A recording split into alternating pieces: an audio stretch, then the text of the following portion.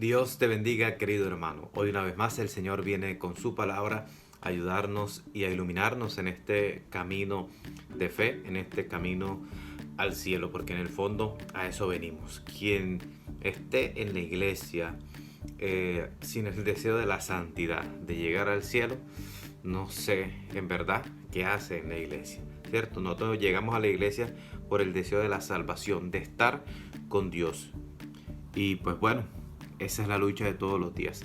Hoy ofrecemos este video por todas aquellas personas enfermas. Seguimos orando por ellos, por todos aquellos que me han dicho que oremos. Si alguno tiene intenciones personales de orar por alguien, pone el nombre ahí en la descripción, no, en los comentarios del video. Y pues bueno, estaremos orando por todos esos hermanos. Invito también a que oremos de manera muy personal por la situación de nuestro país, de Colombia, porque es una situación bastante compleja y difícil, no solamente por el mal de la pandemia, sino por todo lo que está detrás de eso, por la corrupción que, que permea demasiado cada una de las instituciones de nuestro país. Pidámosle al Señor para no entrar en juicio, sino para poder hacer algo por nuestro país. Y pues bueno, oramos también por los hermanos de Panamá, que el Señor les bendiga, les guarde y les proteja igualmente, y por todos aquellos que nos escuchan. Hoy el Señor nos regala el poder escuchar este Evangelio de San Juan, que es continuidad del que venimos escuchando durante este tiempo, valga la redundancia de tanto decir escuchar, del diálogo que hay entre Nicodemo y Jesús. Hoy es el capítulo 3, versículo del 16 al 21. Y es maravilloso escuchar estas palabras porque son palabras de consuelo. El solo hecho cómo comienza: porque tanto amó Dios al mundo que dio a su Hijo unigénito para que todo el que cree en Él no perezca, sino que tenga vida eterna. A veces nos quedamos simplemente con el hecho de la salvación de parte de Dios, que ciertamente Él es el que nos da la salvación. Pero a veces nos quedamos solamente en eso, en que sí, el Señor vino a salvarnos y que Él es el que ya nos salvó. No, y resulta que esto tiene un trasfondo muy importante. Primero, el amor de Dios por todos nosotros, o sea, que ha dado su Hijo, el único. O sea, las que son madres sabrán de qué estamos hablando, ese sentido del Hijo, de desprenderse cada vez que mandan al hijo la primera vez al colegio, cuando lo mandan solo a hacer un mandado. Y pues bueno, ni para qué preguntarles de mi mamá al saber que estoy por acá lejos. Pero bueno, el sentido del tener un hijo hace poder comprender aún más el misterio del amor de Dios. O sea, Dios, que es un padre lleno de amor. Obviamente hay papás muy buenos, en la gran mayoría, que se sacrifican por sus hijos, por eso trabajan. Entonces vemos como en principio Jesús le deja claro a Nicodemo que para nacer en el Espíritu no es por mi fuerza, ni porque yo sea el padre Carlos, ni porque yo esté estudiando, ni porque yo haga no sé cuántos cursos, ni porque yo haga muy súper bien el rosario, lea la palabra. No. O sea, ¿por qué el Señor viene a mí? Porque me ama. Eso es lo más importante hoy saberlo. O sea, toda la obra que hay en nuestras vidas es por amor de Dios simplemente. Y nosotros damos una respuesta, y eso es lo que se le llama la fe. Y la respuesta tiene que ser desde el amor. Pero el Señor nos pide algo muy concreto: creer en quién, en ese Hijo, o sea, en Jesús, enamorarnos de Jesús.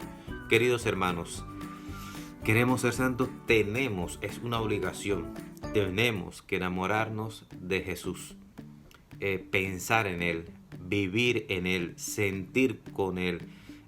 O sea, es enamorarse. La experiencia del enamoramiento es la mejor explicación que yo he tenido para decir todo esto. Porque es que en el fondo el cristianismo es eso, es enamorarse de Cristo, ¿cierto? Entonces, tanto amó Dios al mundo que da todo de sí. Y ese es el mayor signo del amor que hay, la entrega del Hijo. Esto es lo primero, y que Jesús no viene a este mundo a juzgar. A veces nos gustan esas predicaciones donde se se juzga mucho a las personas, o a veces nos gusta a nosotros también hacerle juicio a los demás, porque hizo, porque no hizo, porque viene, porque no viene, porque va, porque esto, porque el otro. Y resulta que el Señor no ha venido a juzgar. O sea, si yo soy cristiano, entre comillas, estoy siguiendo al Señor, se supone que debo seguir sus pasos y no estoy llamado a juzgar. El único que le toca el juicio es al Señor. Y fíjense que ha venido a mostrarnos que el amor del Padre. Jesús ha venido a mostrarnos que somos hijos de Dios.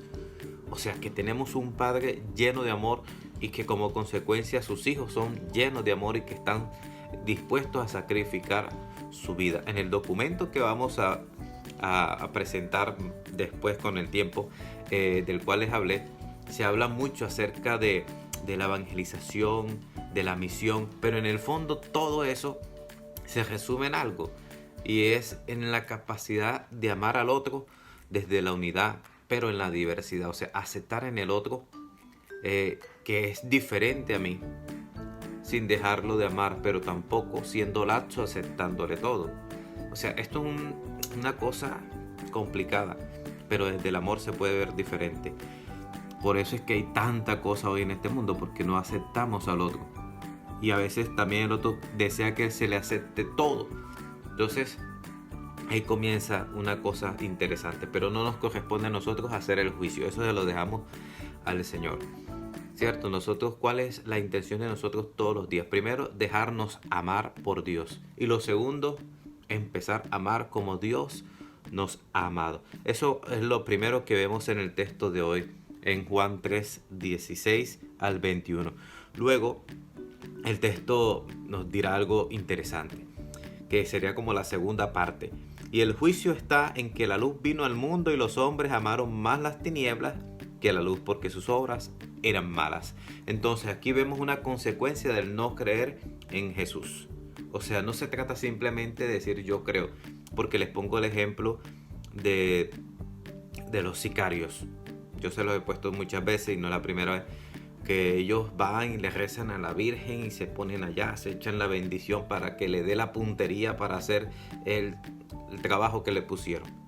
Entonces, no se trata de eso, no se trata de una falsa religiosidad, sino de poder. Cuando yo creo de verdad en Jesús, mis obras son coherentes con eso que creo. Si nos ponemos a verlo desde el punto de vista humano, ¿cuántas personas han muerto por sus convicciones, por lo que creen? Y no necesariamente tenían que ser Cristo, pero han muerto por sus convicciones. A mí me llama mucho la atención Sócrates, porque fue un hombre, un filósofo que murió por su verdad, o sea, por lo que él creía en cuanto a la sabiduría, el conocimiento, el pensamiento. Tanto así que en algún momento yo dije, bueno, se puede hacer un paralelo entre Jesús y Sócrates, no como poniéndolo al igual, obviamente, pero sí como esa entrega, porque Jesús ha muerto por amor a su pueblo, ha muerto y ha dado todo por lo que en verdad creía, en el amor de Dios. Y hoy a nosotros nos toca, nos corresponde, no nos toca. Si me he sentido amado por Dios y creo verdaderamente en Dios, moriré por eso. Y todas mis acciones serán en pos de eso. Por eso el texto nos dice que habían unos que vivían en las tinieblas y permanecieron en las tinieblas y murieron en las tinieblas. Y nosotros tenemos que empezar a purificar. Una de las cosas que dice el libro que estoy leyendo es eso. Nosotros debemos empezar a purificar, porque hay que reconocer que aún tenemos muchas cosas que no son cristianas. Tenemos muchas cosas que no nos ayudan a amar al hermano, y tenemos que ir purificando poco a poco para una verdadera espiritualidad. No todos debemos tener una misma espiritualidad. A no todos les sirve hacer la misma espiritualidad. No que yo rezo la Biblia de esta forma. No a todas las personas les sirve. Por eso cuando uno dice, Padre, ¿cómo debo hacer esto? A veces la vida de oración es algo que se descubre internamente. Sí, uno da orientaciones, pero cada una de las personas decide al final cómo ha sido su espiritualidad, sin apartarse de los fundamentos de la oración. ¿Qué significa eso? Hombre, hay grupos de oración que permanecen en silencio. Otro grupo de oración que escuchan la palabra y reflexionan sobre ella. Otro grupo de oración que bailan. Otro grupo de oración que hacen signos. Entonces, para que nos demos cuenta que hay una diversidad, pero en el fondo la espiritualidad la vamos creando en unión con Cristo. Si esto se separa de Cristo, ya no es espiritualidad, se vuelve quién sabe en qué cosa rara, como existe hoy, meditaciones extrañas hindúes, en tanta cosa que de verdad no son de Dios, sino que nos apartan de la mirada de Dios. Queridos hermanos, pidámosle hoy al Señor que nos conceda a todos vivir en la verdad, vivir en Cristo, ver el amor de Dios para poder amar a los demás y ante todo ser de la luz y vivir en la luz. Que el Señor te bendiga, te guarde, te acompañe siempre en el nombre del Padre, del Hijo y del Espíritu Santo. Amén. Buena jornada.